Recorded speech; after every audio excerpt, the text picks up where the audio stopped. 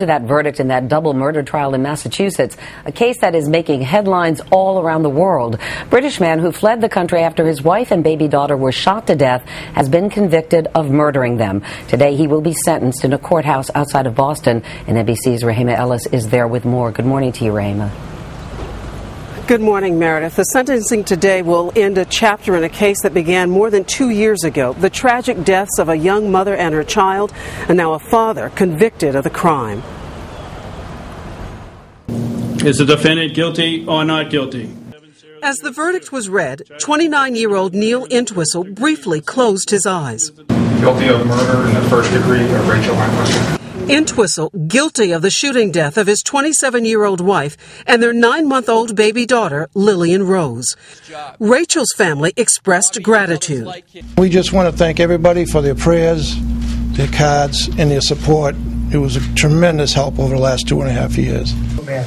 During the 2-week trial, the prosecution presented a case that unraveled what appeared to be a picture-perfect family, a young married couple with a beautiful baby girl in an upscale home in a Boston suburb. But prosecutors say behind it, Entwistle was deep in debt and unhappy with his sex life. So on January 20th, 2006, he shot his wife in the head and his baby in the chest as mother and child snuggled in bed in their home. The murder weapon, a .22 caliber gun that prosecutors say Entwistle borrowed from his wife's father. Then he fled to his native England.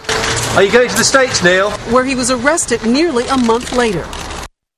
For the defense, Entwistle did not testify, and his attorneys never called any witnesses. Instead, they claimed Rachel committed murder-suicide. First, Rachel put Lillian over where she thought her heart was and shot her.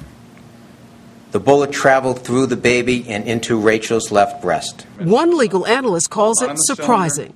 There wasn't much there for the jury really to find anything but guilty. There was no defense. His parents immediately denounced the verdicts.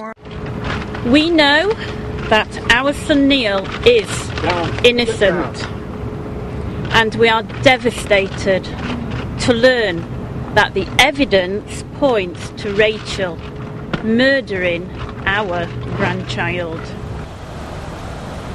She says it was because Rachel was depressed. Now, the jury rejected that theory, and Entwistle faces an automatic life sentence without parole. There is also an automatic appeal. Meredith? Rahima Ellis, thank you very much.